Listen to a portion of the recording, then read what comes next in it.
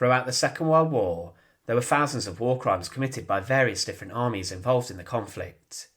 In Europe, the German army were responsible for the executions of millions of innocent people, and also they were responsible for the suffering inside the concentration camps. But in the Pacific during the conflict, there was a huge amount of evil inflicted by the Japanese army, and it's estimated that they were responsible for the deaths of up to 14 million civilians. They were completely brutal against the Chinese, and committed scores of atrocities in cities such as Nanking. But at the end of World War II, there were very few Japanese generals who were brought to justice for their crimes. Some had even ordered the executions of American airmen and soldiers by sword in a medieval form of execution that was performed in front of huge crowds. But one man who was condemned to death for his individual war crimes was Shigematsu Sakaibara, a Japanese general who was the garrison commander on Wake Island. He was convicted of war crimes and was also considered responsible for the massacre of hundreds of civilians and soldiers, some of these in terrifying and tragic ways. But what is the story of the execution of the Japanese headsman?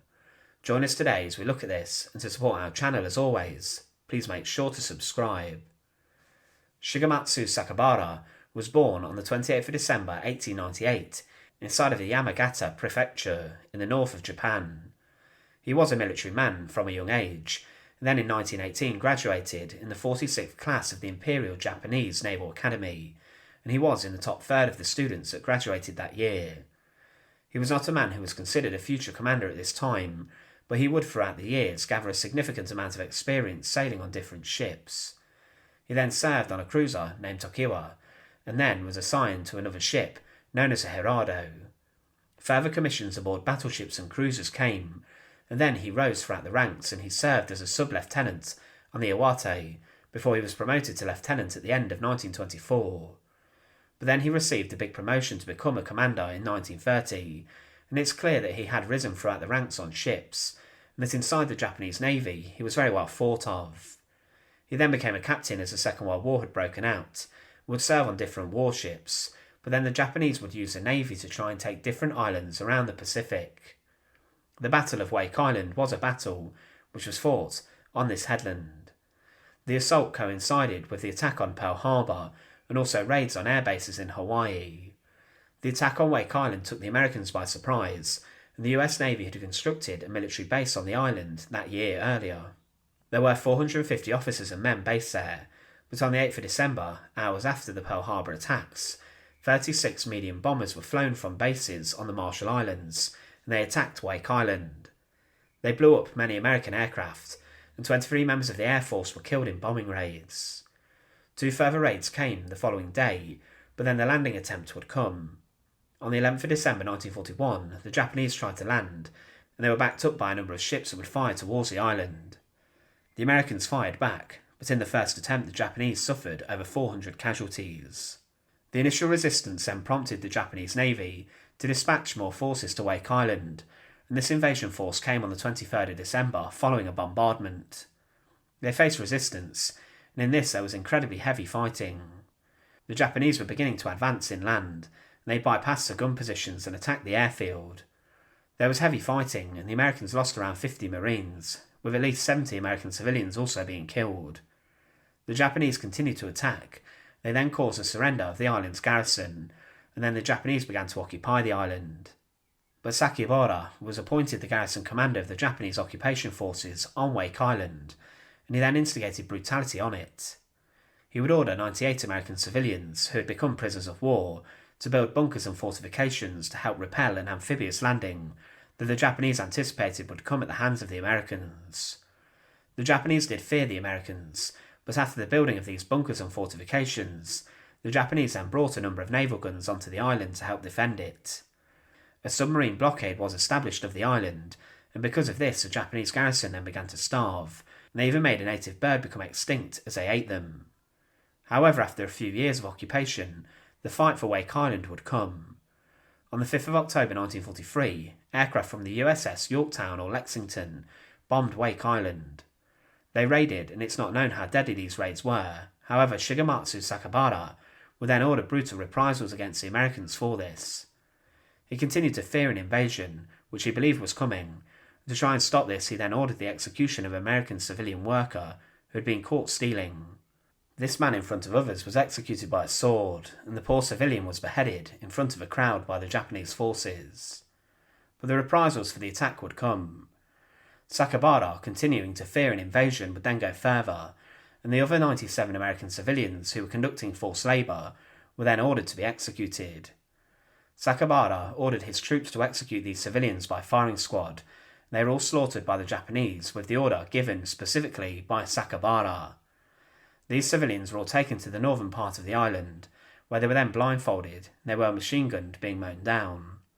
One of the prisoners managed to escape, and then he allegedly carved a message onto a rock, saying what had happened in the slaughter, but he was then captured, and it was said that Sakaibara himself, with his own sword, beheaded this last prisoner of war. But the Americans continued to bomb the island, and they did this until the Japanese surrender in 1945. But Sakaibara had the year before been promoted to the rank of Rear Admiral.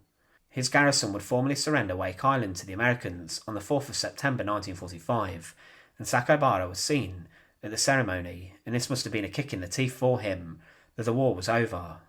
Following the end of the conflict, he was then, along with his assistant, taken into custody, being arrested by the Americans. They would be interrogated regarding the whereabouts of the captured civilians. They would state that these victims were actually killed in bombing raids by the Americans, claiming that they were actually victims of friendly fire, but later they confessed to the brutal massacre of the Americans. Because of this, Shigematsu Sakaibara would be accused of war crimes, and he was then taken to a different island where he would be placed in front of an American military commission for his trial for war crimes.